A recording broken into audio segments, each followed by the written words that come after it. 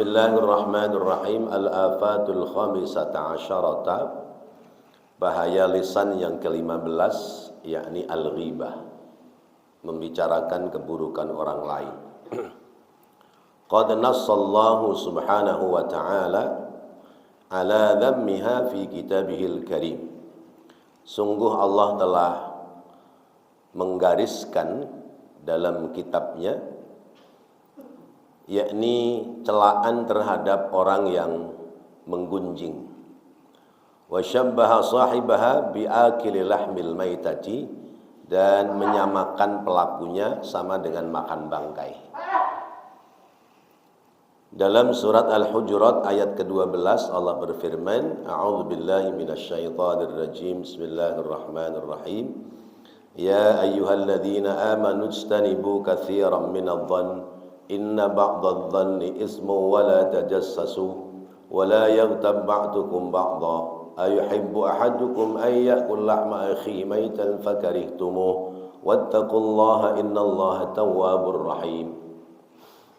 Ya ayyuhalladzina amanu, wahai orang-orang yang beriman, ijtanibu, jauhi oleh kalian, kasiran, banyak-banyak, minadh-dhanni, dari berprasangka, tentu prasangka yang buruk.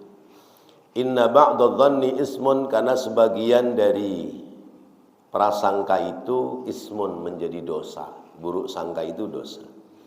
Wala tajassasu, dan jangan tajassus, ya. Tajassus itu menebarkan, ya, berita-berita yang tidak jelas. Wala yaghtab ba'dukum ba'dha, dan janganlah menggunjing satu dengan yang lain. Ayuhibbu ahadukum ayyakula lahma akhi maitan fakarihtumu, apakah kalian menyukai memakan daging, ya, dari saudaranya yang sudah mati, padahal itu menjijikkan bagimu. Wattaqullaha innallaha tawwabur rahim. Bertakwalah kepada Allah, karena sungguhnya Allah zat yang maha menerima taubat lagi maha penyayang. Waqala, dan bersabda Rasulullah SAW, kullul muslim alal muslim haramun damuhu wa maluhu wa irduhu. Tiap muslim satu dengan muslim yang lain, haram darahnya, haram hartanya, dan haram pula kehormatannya. Bapak-bapak, hadirin dan saudara, ribah, menggunjing, membicarakan keburukan orang lain. Apa sih ribah itu? Identifikasinya atau definisinya, al-ghibatu dzikruka akhaka bima yakrahuhu. Ya, ribah itu menyebutkannya kamu terhadap saudaramu yang lain, ya, atas apa-apa yang tidak disukai kalau didengar. Ya, ini kata Rasulullah begitu. Kamu menyebutkan keburukan orang lain kepada lain orang. Itu namanya ribah. Ribah dari asal kata ghaib. Ya, ghaib itu sesuatu yang tidak nampak, tapi kemudian ditampakkan kepada lain orang. Ini adalah larangan. Ini adalah larangan. Allah melarang kita untuk membicarakan keburukan orang lain kepada lain orang. Ada yang bertanya kepada Rasulullah, ya Rasulullah, kalau yang kami bicarakan itu kenyataan bagaimana? Kalau yang kamu bicarakan adalah sesuatu yang nyata, maka itu jatuh pada kategori ghibah. Tapi kalau yang kamu bicarakan itu tidak nyata, tidak terbukti, maka itu namanya fitnah. Ya, jadi ada ghibah, ada fitnah. Ghibah, makan daging saudaranya sendiri. Fitnah, perbuatan yang lebih kejam daripada pembunuhan. Wal fitnatu asyaddu minal qatl. Jadi dua-duanya pekerjaan yang dilarang oleh Allah. Setiap orang Islam terhadap orang Islam yang lain punya kewajiban dan tanggung jawab untuk memberikan keselamatan. Maka ketika kita bertemu dengan saudara kita lalu kita mengucapkan salam, artinya adalah bahwa orang itu keselamatannya ada dalam tanggung jawabmu. Ya, ketika kita assalamualaikum, berarti keselamatan orang itu ada dalam tanggung jawab kita. Ya, dia menjawab waalaikumsalam, artinya saling menanggung ya, keselamatan masing-masing. Nah, hidup itu harus mengedepankan persaudaraan dan bukan permusuhan. Berawal dari ghibah, berawal dari menggunjing, membicarakan keburukan orang lain kepada lain orang, akhirnya akan tersebar kemana-mana menjadi fitnah, lalu kemudian tidak ada lagi ketenangan di dalam kehidupan di masyarakat karena berita-berita yang sampai adalah berita-berita yang negatif, sehingga akan timbul permusuhan satu dengan yang lain. Sementara tugas kita sebagai orang muslim adalah al-muslimu man salimal muslimuna min lisanihi wa yadihi. Ya, disebut orang Islam adalah orang yang mampu menyelamatkan saudaranya sesama orang Islam, baik lewat lisannya maupun lewat tangannya. Sekarang terbukti lisannya tidak ngomong, tapi tangannya yang ngomong, jari jemarinya yang bencet-bencet. Ya. Akhirnya dikirim kepada lain orang. Nah, itu juga sama. Jadi ketika kita mengucapkan salam kepada orang lain, maka berarti kita punya tanggung jawab menjamin keselamatan dia. Ya, maka sungguh luar biasa dalam Islam, ya, setiap ketemu dengan sesama muslim, kita dianjurkan untuk mengucap salam. Mengucap salamnya hukumnya sunnah, menjawabnya hukumnya wajib. Ada kadar pahala wajib yang kalah dengan pahala sunnah, yaitu orang yang lebih dulu mengucapkan salam. Mengucapkannya salam hukumnya sunnah, menjawabnya hukumnya wajib. Yang mengucapkan salam terlebih dahulu pahalanya lebih besar daripada yang menjawabnya.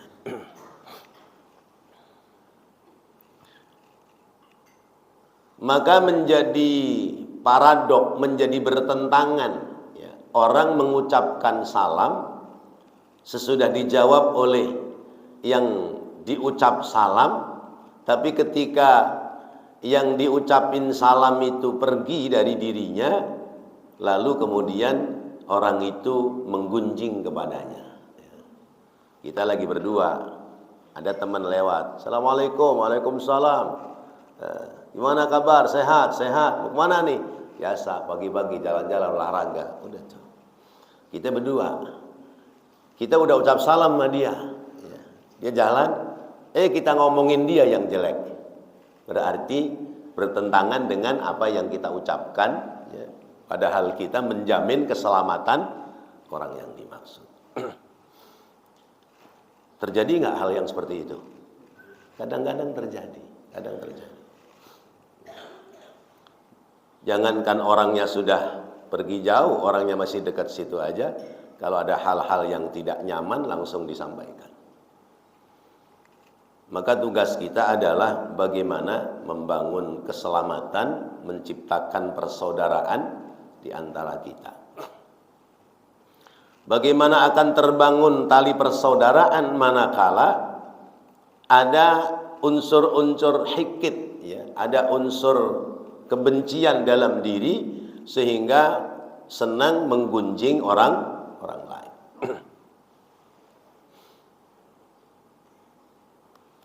Karena itu ghibah sesuatu yang bisa melumpuhkan ya, kehidupan bermasyarakat dengan harmonis. Kalau masyarakat itu sudah senang bisik-bisik tetangga, senang membicarakan keburukan orang lain ke lain orang, terus nanti lain orang dibicarakan keburukannya juga pada lain orang lagi, ketentraman yang ada akan menjadi rusak. Ya. Akan menjadi rusak karena muncul ketidakpercayaan antara satu dengan yang lain. Ya. Contoh mau pilihan RT aja. Kamu pilih mana? Pilih Pak Anu. Kamu pilih Pak Anu. Oh jangan pilih Pak itu. Pak itu kan orangnya gini. Ah, situ juga Pak itu juga orangnya gini. Akhirnya muncul ketidaknyamanan, ya. Muncul ketidaktenangan antara satu dengan yang lain. Bahkan bisa terjadi perselisihan. Akhirnya dalam hal pilihan RT sekalipun yang dikedepankan bukan progres atau program dari calonnya, tapi menghujat ya, keburukan calon yang lain. Apa sebutannya kalau dalam pilpres, pilgub?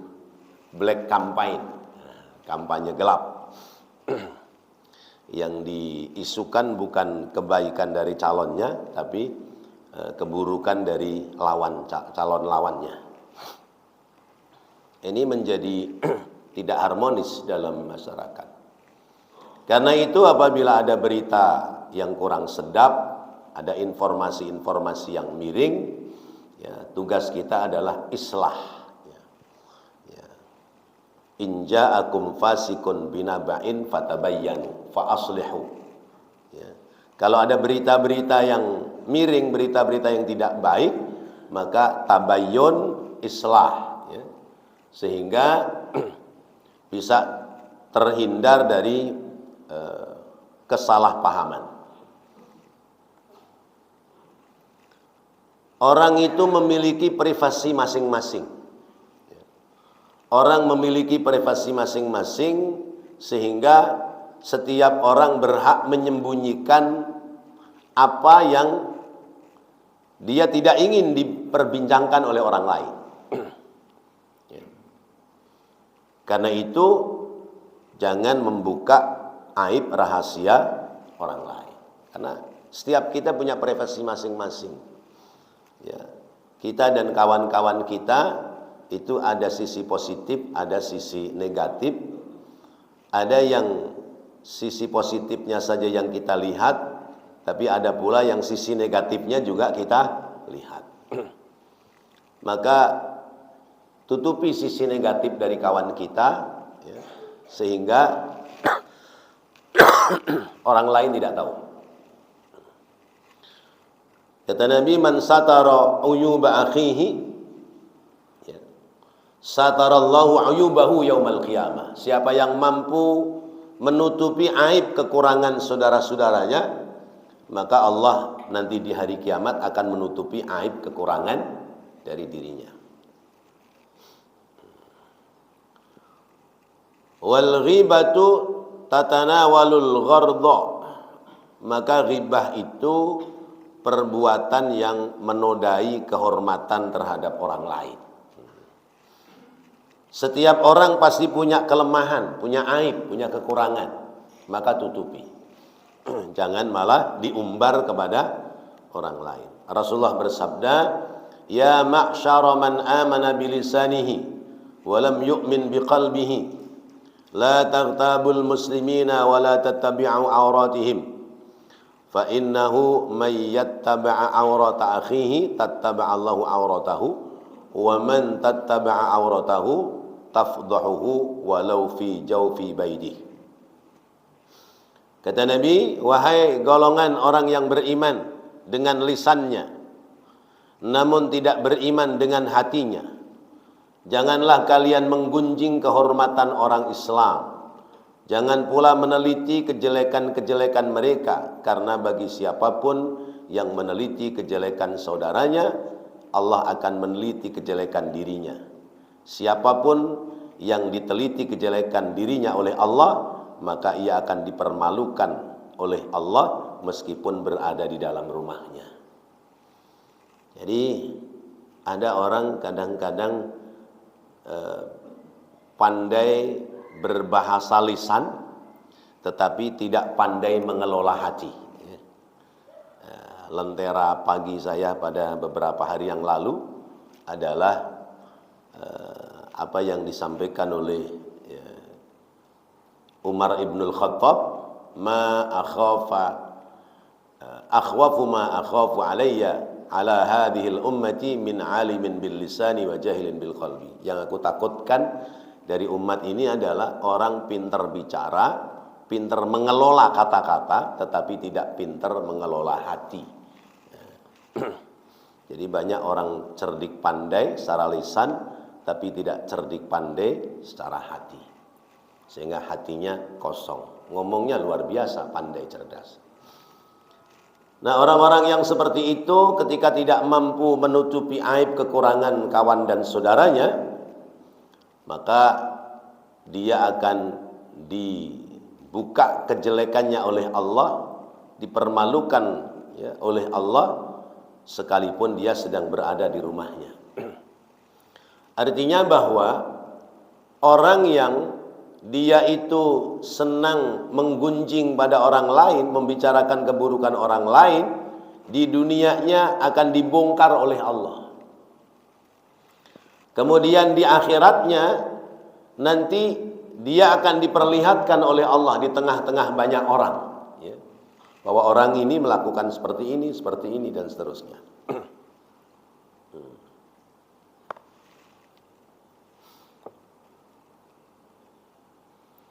Maka hindari oleh kita ghibah, karena ghibah itu sesuatu yang buruk yang bisa merusak nilai-nilai tatanan dalam masyarakat.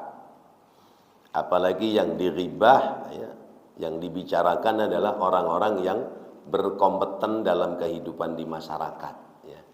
Orang baik, tapi sebab dia nggak suka dengan orang baik ini, tiap hari yang ditiupkan adalah berita-berita yang tidak baik. Ujung-ujungnya orang berkesimpulan bahwa orang ini adalah orang yang tidak baik. Maka ghibah itu ibarat kayu yang digerogoti oleh rayap. Dari luarnya masih kelihatan cakep, bagus. Ya. Dari luarnya kelihatan ya, tidak cacat, tapi ternyata dalamnya keropos. Nah, begitu kalau kita ya membicarakan keburukan orang lain. Jadi orang ini tokoh di masyarakat, dia sudah berbuat baik semaksimal mungkin, tapi kadang-kadang namanya kita berbuat baik belum tentu orang lain bisa menerima baik ya. Bahkan ada pengertiannya sebaliknya, dia berbuat baik karena ada maunya. Akhirnya yang dibicarakan adalah keburukan-keburukan kita, kekurangan-kekurangan kita. Nah, kita ini ibarat kayu sedang digerogoti oleh rayap. Dari luar kelihatannya tetap bagus, mulus, tapi ternyata dalamnya sudah hancur. Tiba-tiba misalnya kayu itu bentuknya meja seperti ini, tahu-tahu ambruk saja sudah. Nah, ini sering terjadi dalam kehidupan bermasyarakat. Karena itu ciptakan kesejahteraan bersama dengan saling menutupi aib satu orang terhadap orang lain. Bahkan kaidah mengajarkan darul mafasid muqaddamun ala jalbil masalih. Ya. Darul mafasid muqaddamun ala jalbil masalih. Menghindari mafsadat itu harus didahulukan daripada membangun kebaikan, membangun maslahat. Ya. Karena buat apa kemaslahatan dibangun kalau mafsadat kerusakan masih terjadi, maka maslahatnya tidak akan terbentuk dengan baik. Misalnya mau nata jalan supaya jalan itu bagus, tapi sanitasinya tidak ditata dengan baik, maka setiap kali hujan jalanan itu akan hancur. Jadi bagaimana caranya? Sanitasinya ditata dengan baik, saluran airnya tata dengan baik, gorong-gorongnya, gotnya dibersih-bersihkan.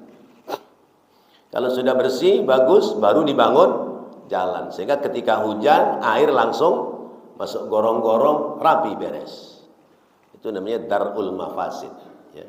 Mencegah kebatilan, mencegah keburukan harus didahulukan ketimbang, ya, membangun kemaslahatan. Saya kasih contoh lagi. Ada maling lagi dikejar sama satpam.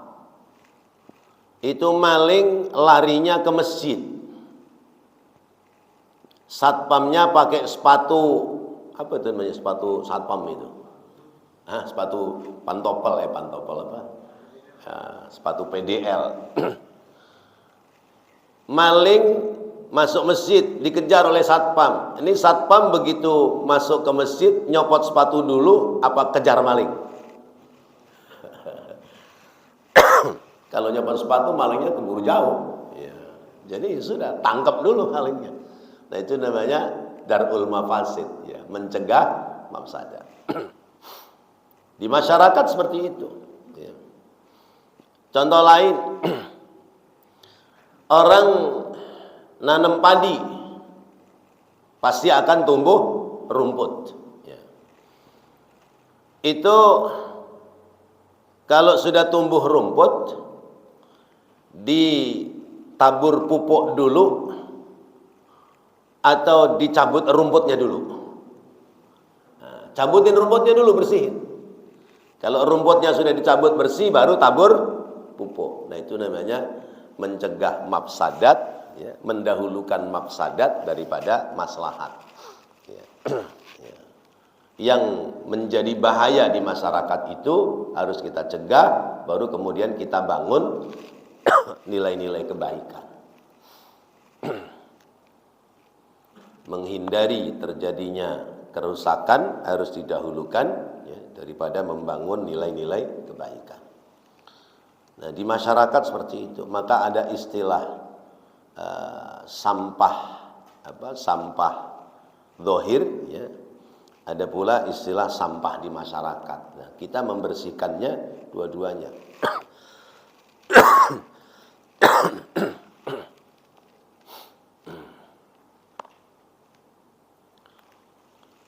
Kemudian ada ikon dari Allah, ya. Allah menyebutkan wa ta'awanu 'alal birri wat taqwa wa la ta'awanu 'alal ismi wal 'udwan. Kita diperintahkan untuk saling tolong-menolong dalam kebaikan dan ketakwaan, dan kita dilarang tolong-menolong dalam perbuatan dosa dan permusuhan. Ghibah adalah salah satu pemicu sumber, ya, permusuhan dalam kehidupan bermasyarakat. Wa an Mujahidin, dan diriwayatkan dari Imam Mujahid annahu qala, bahwasanya dia berkata fi qaulihi ta'ala, pada firman Allah Ta'ala, wailul likulli humazatil lumazah alladzi jama'a malan wa 'addadah. Wailun, celaka, likulli humazatin, ya, tiap-tiap pengumpat, lumazatin, lagi mencela. Celaka orang yang mengumpat dan mencela. Al-humazah at-ta'an fin nas, wal lumazah alladzi ya'kulu luhuman nas. Humazah artinya orang yang tiap hari mengumpat dan mencela orang lain. Orang lain nggak ada baiknya, yang baik cuma dia aja. Orang lain nggak ada baiknya. Kemudian al-lumazah. Al-lumazah maknanya alladzi ya'kulu luhuman nas. Dia senang makan bangkai orang lain. Ya, bangkai orang dimakan. Wa qala ba'duhum, dan berkata sebagian ulama, ya, adrakna as-salafa wa hum la yarawna al-ibadata fis shaumi wala fis salati walakin fil kaffi an a'radin nas. Ya. Aku sempat ketemu dengan ulama-ulama salaf, ulama-ulama dahulu. Ya, mereka tidak menganggap ibadah adalah puasa, ibadah adalah salat, tapi ibadah adalah mencegah diri dari mengganggu kehormatan orang lain. Ibadah itu tidak sekedar sholat, zakat, puasa, haji, tapi ibadah itu adalah mampu mencegah diri dari mengganggu orang lain. Wah, ini susah ini. Karena yang namanya ribah itu paling gampang. Meneliti kekurangan orang lain lebih mudah daripada meneliti kekurangan diri sendiri. Karena itu kata Rasulullah,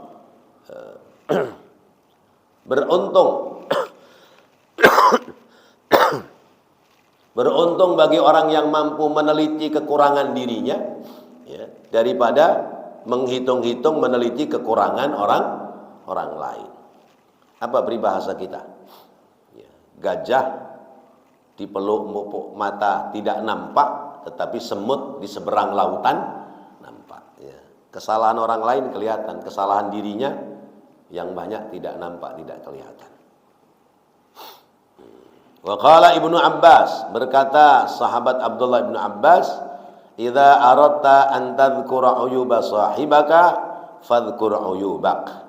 Kalau kamu ingin menyebut-nyebut kejelekan orang lain, kejelekan temanmu, maka fadhkur uyubak, ingat-ingat dulu kejelekan-kejelekanmu. Kalau kita mengingat kejelekan kita, keburukan kita, maka kita berhenti untuk mengingat keburukan orang lain. Nah, Bapak-bapak, hadirin dan saudara-saudara, tetapi dalam hal ghibah ada yang boleh, ada yang tidak boleh. Ada ghibah itu batasan-batasan ghibah yang diperbolehkan. Ini nanti bahasanya masih panjang. Pertama, ghibah yang dibolehkan adalah meminta fatwa tentang hukum dengan menyebutkan kasus dan contohnya. Minta keterangan tentang hukum dengan menyebutkan kasusnya, contohnya. Contohnya adalah zaman Rasulullah ada perempuan namanya Hindun. Hindun ini datang kepada Rasulullah minta fatwa tentang suaminya yang bakhil, pelit. Suaminya bakhil. Suaminya bakhil, pelit. Jadi namanya Abu Sufyan. Lalu si Hindun minta fatwa kepada Rasulullah, "Ya Rasulullah, bagaimana menyikapi punya suami yang pelit? Boleh nggak mengambil harta suami tanpa sepengetahuan suami? Boleh apa enggak, Pak?"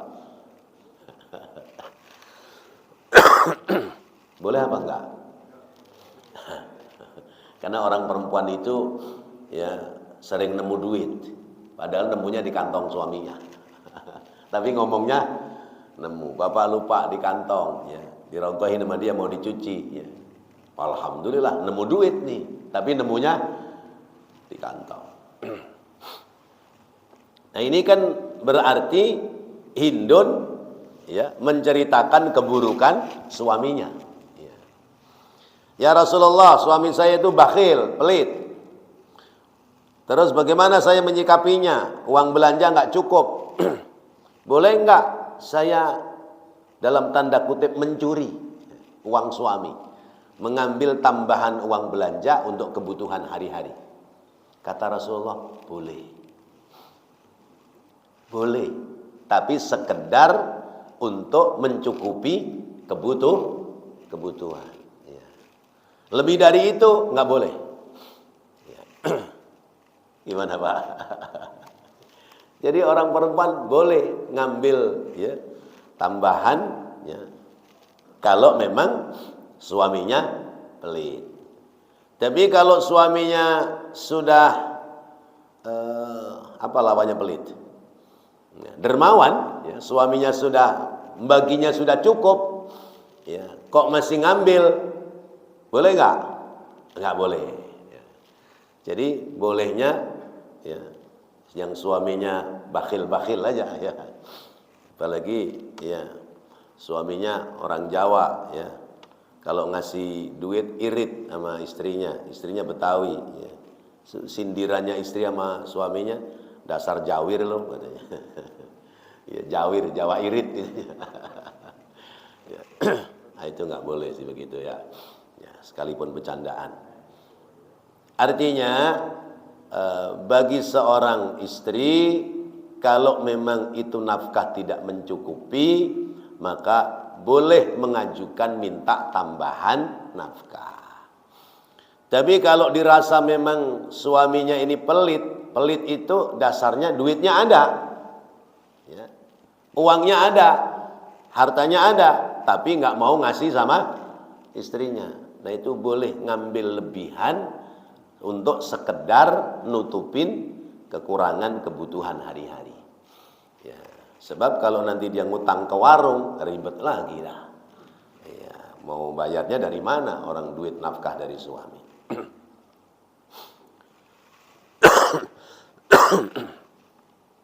Atau misalnya minta fatwa. Saya punya saudara saya ini bandel. Ya. Saya datang kepada guru. Ya, guru, ya, saya mau konsultasi nih. Ya. Saudara saya ini bandel. Nih.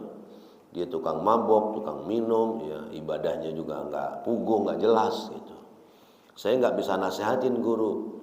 Jadi tolong dah, guru bisa datengin, nasehatin. Ya. Nah ini kan berarti menceritakan keburukan orang lain, tapi dengan maksud, ya, dengan maksud kepingin supaya terobati keburukan orang itu. Nah, itu boleh. Yang kedua, menyebutkan keburukan seseorang yang memang orang itu biasa melakukan keburukan. Ya. Misalnya begini, orang ini pokoknya setiap orang ini muncul pasti ada barang yang hilang. Nah, kalau dia nongol aja di kampung ini pasti ada yang hilang. Nah ini kita boleh ngomong sama orang-orang. Ya. Ini kudu waspada nih, si Fulan udah nongol lagi. Ya. Hati-hati nyimpen apa-apa.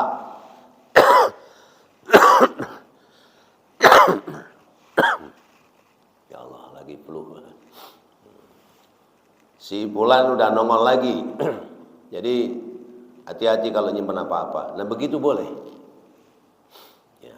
Atau orang ini jahat, ya. Orang ini tidak bagus. Setiap nempel kepada siapa, pasti orang itu kena tipu. Misalnya gitu. Nah kalau seperti itu, misalnya dia sedang mendekati teman kita ngomong boleh, hati-hati kamu.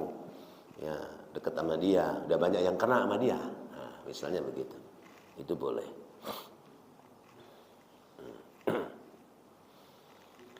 Yang ketiga, menyampaikan keburukan seseorang kepada yang berwenang.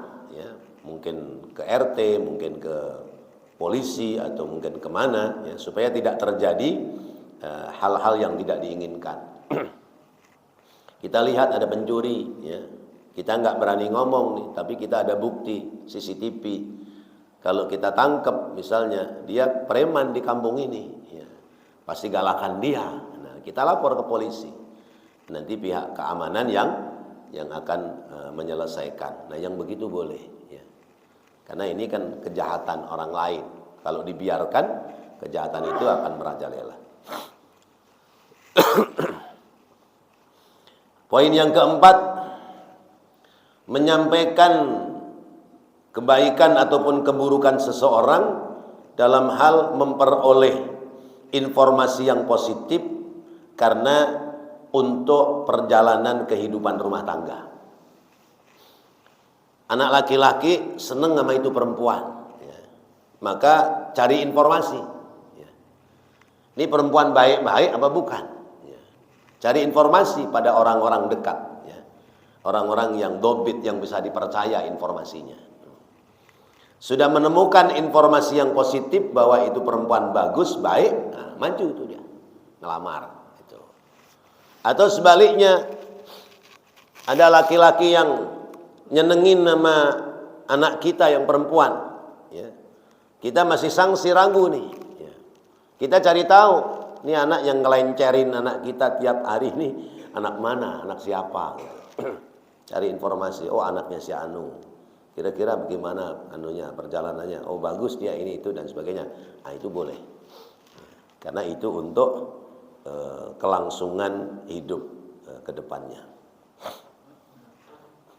Kemudian yang kelima, ya, memperkenalkan seseorang yang tidak dapat dikenal, ya, namanya, ya, tidak dikenal namanya, ya. Maka kemudian menyebutkan kekurangannya, boleh. Memang Bapak nggak tahu si fulan itu, fulan yang mana?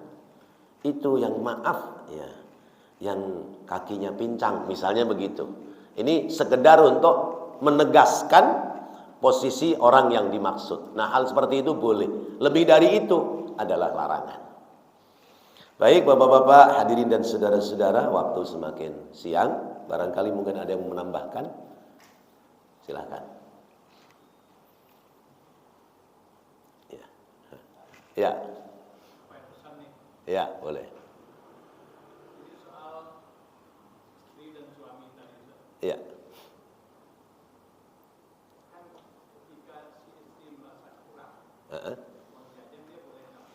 Iya.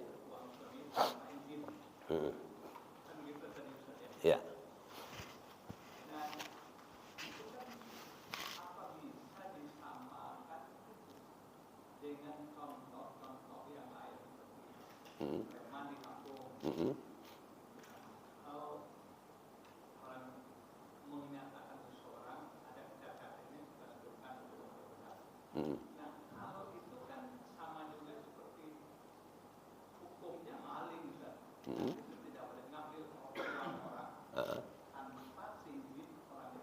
Ya.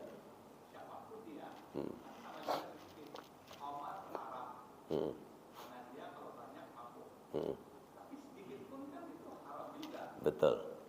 Ya. Ya. Baik. Istri mengambil tambahan uang belanja dari suami itu tidak bisa tidak bisa dikaitkan dengan hukum minuman khamr, ya. Kalau khamr sedikit banyak haram, ya. Tidak sekedar kalau mabok haram tapi nggak mabok nggak haram, ya. Tapi memang dasarnya adalah haram. Adapun istri mengambil tambahan belanja, ya, dari harta suami, ini kan sesungguhnya untuk maslahat keluarga dia. Nah, jadi ilatnya itu untuk maslahat keluarga dia, mengambilnya sekedar menutupi yang kurang, tidak lebih dari itu. Ya, jadi menutupi yang kurang. Misalnya begini, kebutuhan sehari-hari itu 100.000. Dia ngasih nafkahnya 70.000. Sementara ini istri orang rumahan, orang yang tidak punya tambahan belanja dari mana aja. Nah, beda kalau misalnya nafkah 70.000, kebutuhannya 100.000, tapi kontrakannya 20 pintu, itu mah nggak perlu ngambil tambahan dari suami. Ini tidak ada jalan lain, ya, kecuali ngambil tambahan dari harta suami. Yang diambil harta suami keperluannya untuk rumah tangga suami.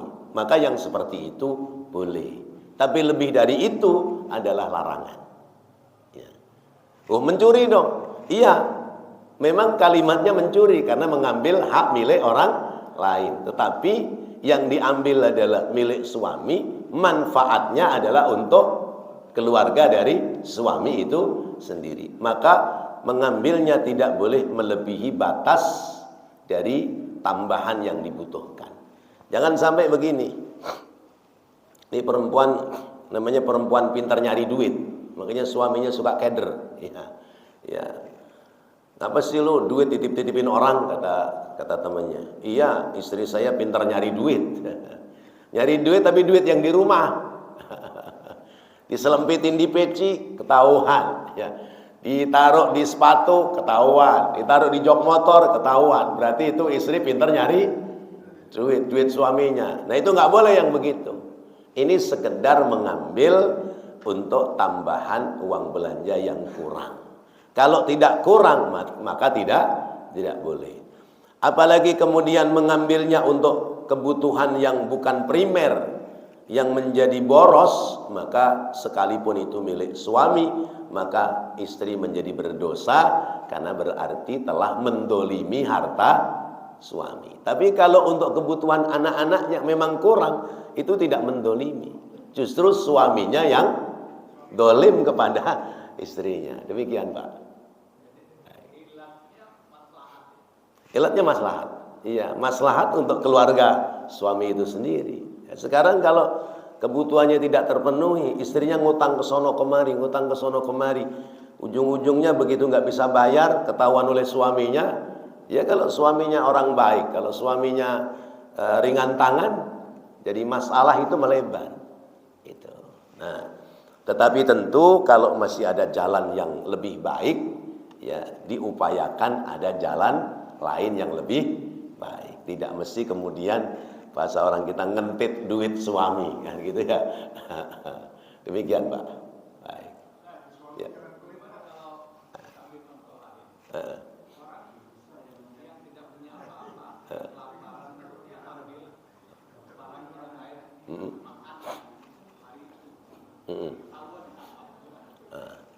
Orang dalam kesulitan hidup, ya, nggak bisa makan, nggak bisa apa, terus dia mengambil harta orang lain, dosa.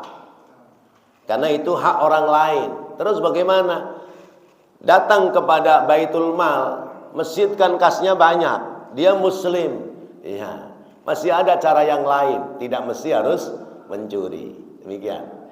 Iya, beda itu. Nah, betul Pak. Jadi suami jangan pelit, biar duitnya nggak dikentit sama istri. Wallahu a'lam bishawab. Mudah-mudahan jadi ilmu yang manfaat. Rabbana taqabbal minna innaka antas sami'ul alim wa tub 'alaina innaka antat tawwabur rahim. Rabbighfir warham wa anta khairur rahimin. Wa sallallahu ala sayyidina Muhammad wa ala alihi wa sahbihi wasallam. Walhamdulillahi rabbil alamin. Wassalamualaikum warahmatullahi wabarakatuh.